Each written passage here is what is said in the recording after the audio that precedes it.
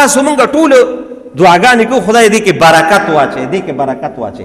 برکت څه معنا ده؟ برکت چې کومه د عربي هغه معنا زموږ علماو کړې ده شارحینو کړې ده هغه راته نه کوم. ستاسو پښتو کې زه بعضې وخت دغه کومه د دې وجې ستاسو په ذهن کې خبره کیم دي. ستاسو د پښتو په لفظ کې برکت دې ته وایي چې یو څیز کم یو فایده زیاته وکړي. شاباس دې ته وایي برکت. څیز کم وي خو فایده زیاته وشي. اوس په ته مثال وابګل جی صاحب نو مثال یې ډېر آسان دی. ستاسو په ژبه کې ویم تاسو کله ناکله خیرات خو به نه وایو خیرات خو د سره کوی نه تیمور جانه خو دا قاري صاحب سنتونه راشي یا دا واده راشي نو استاد راولې استاد سره راولې دیګونو لی راولې وي استاد جي دعا په دې دیګ وکړه نو اوس په دیګ باندې وي استاد جي خدای پاکې برکت واچي. شی کم داسې نه چې را باندې بې دغه ویډینګ وطني او هغه میلمانه را باندې راشي او دا خو راځي که نه. پښتنو کې خو لوی غضب دی. ګوره خبره زیاتګل جي صاحب خبره به دغه وکړو. پښتانه زموږ پښتنو کې لوی غضب دی چې دوی بې سطه روان وي او زه به د لوی مصیبت نه معافي به غواړم د دې خپل کلي نه. زموږ په دې کلي کې یو 50-60 داسې کسان دي چې بې سطه روان وي. هلکه بې سطه ګوره چاته زه یم دادا یو مهرباني وکړې چې یو پروګرام یې راته نه ویلي د خدای مې قسم دی داسې ځایونو ته په دې خپل کلي کې زموږ خو چورکې واسطه دې سره ده وي استاد جي دعا وکړه چې خدای پکې برکت واچي. موږ خو دومره ته نه دي ویلي ټول بې تپوسه راکته دي. نو بې دعوته چېرته زه یم ګورې دا رسول الله مبارک وي چې یو سړی بې دعوته لاړه حسجانه تی وره چې یو سړی بې دعوته د چا ځای ته لاړه نو دخل سارقا وخرجه مړه یاده وکنه یا رسول الله مبارک ویلي وی دخل سارقا وخرج مغیره وی غل ورننوته او ډاکو ته راووته. غل ورننوته او ډاکو ته راووته. ډاکو غټه ډاکې وکړه هغه خوار دومره انتظام نه دی کړی ته پې ورلې. نو دقې شیزونو نه لږ دا د بې دعوته څیزونو نه لږ ځان ساتئ ښه.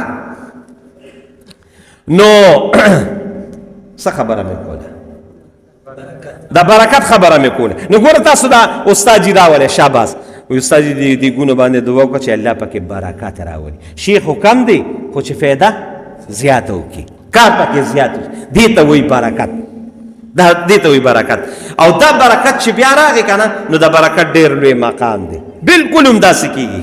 خبرې پورې خبره را یاده شي وخت هم دومره چې خبرې ته ځان راولو. داسې چلو شو چې تاسو د الله مدینې منورې ته بوتلي او د رسول الله مبارک د دربار ته الله بوتلی که نو هلته زبردست زیارتونه دي. اسد جان خوس راغلی دی دی به ورغلي وي. هلته یو چبوتره ده او هغې چبوترې ته وایي صفه او دا صفه کوم ځای دی یاره ډېر لوی مقام لري ډېره لویه مرتبه. او نن هم ګورې هغه چبوتره ورته مونږ ورته اردو کې ورته چبوتره پښتو کې ورته دونکاچه به ووایو. یو دونکاچه شان ده داسې زمونږ د دې جومات په نیمه باندې به وي. څه ده د دې په نیمه باندې به وي. هغه ځای داسې اوچت دی د جومات نه اوچت دی. وی دا کوم ځای دی؟ دا صفه ده. صفه کوم ځای و؟ الله اکبر. صفه هغه ځای و چې رسول الله مبارک به درس ته ناست او طالبان صحابه به د هغه درس اورېده. اوهو یار نو دقې صفه باندې به طالبان ناست خو د صفې د طالبانو ډېر زیات صفات دي خو یو صفت یې دا و چې دا ډېر بې کسه و. دی په ډېره غریبۍ کې هغه خپل علم به حاصلو. او دا یاد ساتئ ګورئ اوس خو خیر دور بدل دی. اوس خو دور بدل دی خو چې څومره غریبي وي او محتاجي وي لکه داسې محتاجه نه چې تار وخت د خلکو په در کې ناستې خو هغه خپل قناعت ته اختیار کړي وي نو علم به ګورې تا ستا په دې سینه کې کینی علم به کینی. نو هغه صحابه هم ډېر زیات غریبانانو د صفې هغه. نو په هغه صحابو کې دا ګورې زه وایم هسې نه چې کتابونو کې داسې نه ده خو دا زه وایم د هغې صحابو طالبانو چې کوم منیټر و هغه څوک و؟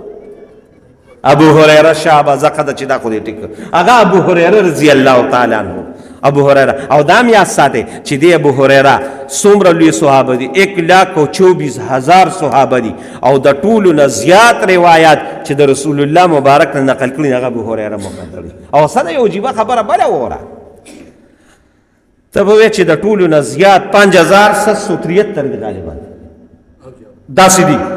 ته به وایې چې ده به ډېر وخت تېر کړي نو دا هغه الله برکت اچوي. اته چې ذات ته دیم برکت کنه دا برکت اچي. ابو هريره رضی الله تعالی عنہ نبی علیہ السلام سره چې جون تیر کړي دا صرف 3.5 کال جون یې تیر کړي خو په 3.5 کاله کې دې انسان حد کړی دی، حد ابو هریره. یاره څه عظیمه انسان و، څه لوی انسان و. نو خیر ابو هریره هم د هغوی منیټر و، مشر یې و، دی هم پکې طالب و. نو یو ځل بار ته راووته، د برکت خبر راته کوم چې بار ته راووته نو وږی شوی و. نو حضرت عمر رضی الله تعالی عنه یې ولیده. نو مقصد یې دا و چې دله ورځمه، خو صحابه خو ډېر حیاناک، ډېر پاپرده او ډېر قناعت ګزار خلک وو. خولې باندې به یې چاته نه وي چې مالې دا شیز را. نو هغه له ورغې ورته وایي عمره یو مسله رانه تپوس کومه. نو مطلب یې دا و چې تپوس دې کوم خامخا ست به راته کوي چې هلکه څه ډوډۍ چې وږي. نو چې لاړو عمر نه یو مسلې تپوس وکړه، هغه ورته روټۍ ست ځکه ونه کړه چې هغه هم خوار سره سنو. نو چې د هغه نه داسې مایوس ګورې، دا په حدیثو په کتابونو مشکات مبارک کې حدیث دی. نو د هغه نه چې دغه شو چې روټۍ مې له ونه شو، ابوبکر صدیق له لاړه. نو هغه نه یې د مسلې تپوس کو، وایي مقصد مې دا دی چې څه راکړي چې څه وخورمه چې مور شم. داسې د غربت ژوند و. خو په خولې یې وي نه، هغه هم ورته مسله بیان کړه، خو د خوراک سپونه نو هغه هم داسې راکړه. نو نیغ رسول الله صلی الله علیه وسلم له لاړه. نو رسول الله مبارک خو ډېر شفیق او ډېر هوښیار و. جمله دا نادان همین گفت هست دانا په ټوله دنیا کې د ټولو نه هوښیار جناب محمد رسول الله. اپې پیش و چې ابو هریره وږی دی. وی ابو هریره وږی یار جوړی. نو بس پیش وی او یا رسول الله وږی. نو بس کور ته دننه شو رسول الله مبارک. دا خبره څه جانه وره. نو چې کور ته لاړ، وی کور کې سری وي هېڅ هم نشته. وی څه خو به او یو کنډول پی دی صرف. عایشه بیبي ورته وایي، وی راکه دا کنډوله. نو کنډول یې راواغېست. نو ابو هریره چې دا کنډول د رسول الله مبارک په لاس کې ولیده او د پیو نه یې ډک ولیده، نو خوار هغه ضرورت و. نو خوشحاله شو چې زه پی خو میلو شو. نو نبی علیه السلام ورته وایي دا پی ونیسه. هغوی خو د هر حکم ته د رسول الله کمر بستو. نو چې وی پی ونیسه، اوس پرته چې وسکه اجازت به وکړي. نو یې وینیول. نو اوس د دې په انتظار دی چې نبی علیه السلام وایي چې زه ویسکه. نو یې راته وایي چې راځه راپسې. وی حیران شو چې خدای پاک او ګزیمه چېرته روان شو. وی نیغ مسجد نبوي ته رالو. برکت ته ګوره اوس. وی چې مسجد نبوي شریف ته رالو، وی په صفه باندې طالبان ناست دي. نو یو روایت کې دا اویا کسان دي حسن جانه، په دویم روایت کې 100 کسان دي او په دریم روایت کې 300 کسان. نو د 300 کسانو له رسول الله مبارک راغی. ابو هریره وی زما لاس کې کاسه ده. وی نبی علیه السلام پکې څه چوف کړی او بیا راته وی چې د صفې د طالبانو لومبینه شروع کا. وی ما ورته چې دا خو یو په دې زړه کې مې وی چې دا خو صرف یو کنډول دی او دا خو 300 کسان دي. خو چې نبی علیه السلام پکې لاړې مبارکې توکړې وایي چولې پکې، وی بس لومبي له ورل. وی لومبي مسکلې اسه جانه وره. وی چې لومبي مسکلې، وی دویمه مسکلې، وی چې دویم مسکې درېیمه مسکلې.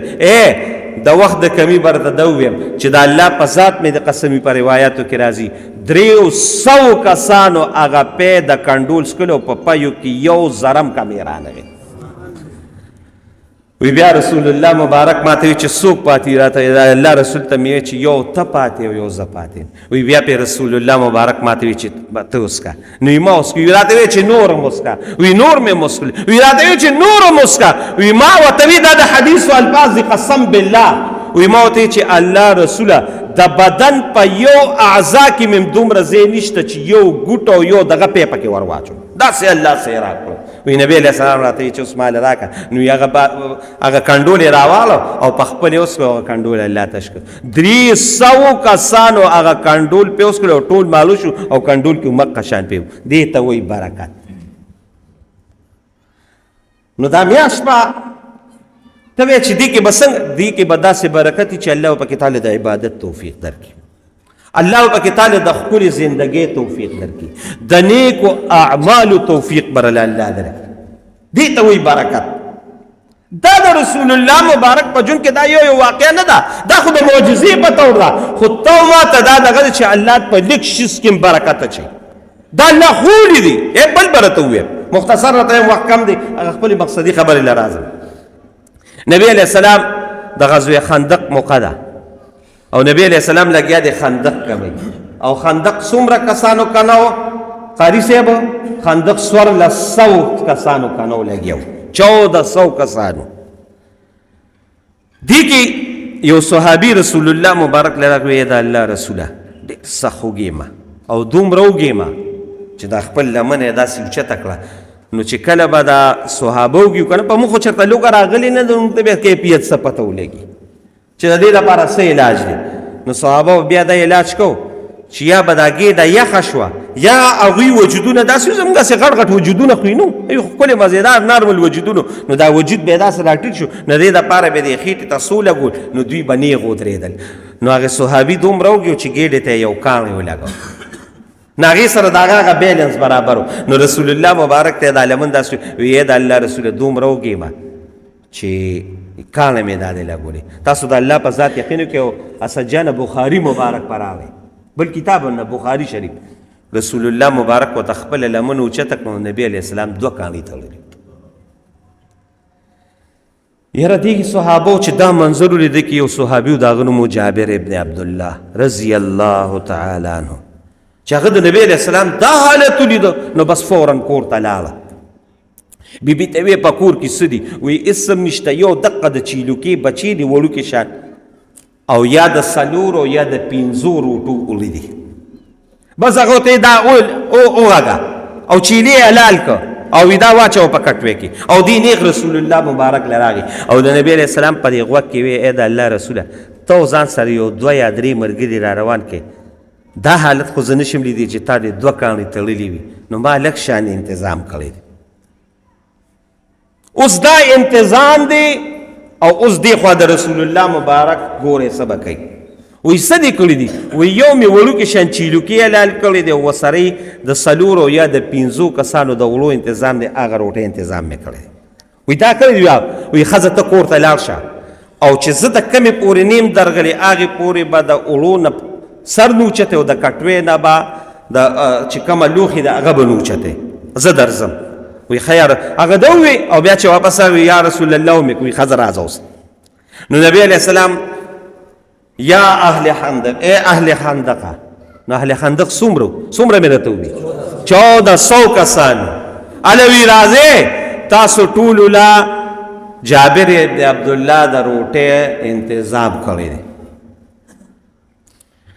یاره چې دا اعلان وکړو دی خوا جابر رضی الله تعالی عنه وی و ګرمي خو په ما یخه خواله شروع شوه چې خو ما د 4 کسانو دپاره کړی دی او دا 1400 کسان وی نبی علیه السلام راته چې راځه وی مخکې راغی او په هغې کټوې کې لږې شان لاړې واچولې او ورسره یې په روټۍ په هغې خلپي کې هغه وړو کې لږې لاړې واچولې او ورته یې وی ځان سره د جابر رضی الله تعالی بیبي ته وی ځان سره یو ملګری بل یې کړه روټۍ پخوې د خلپي نه به سر نه لړکوې او د کټوې نه به سر نه اوچتوې روټۍ به راچوې تاسو د الله په ذات یقین کوئ وخت کم دی هغه تاسو د خپله مقصدي خبر را رسوم قسم په خدای په بخاري شریف کې حدیث دی وی ګورئ بیا 100 کسانو هغه روټۍ چې د 3 کسانو وه هغه روټۍ الله رب العالمین د نبي علیه السلام د دعا او د برکت د وجې 100 کسانو ته ورسوله بخاري شریف حدیث دی دې ته وایي برکت پورې مې خبره کوله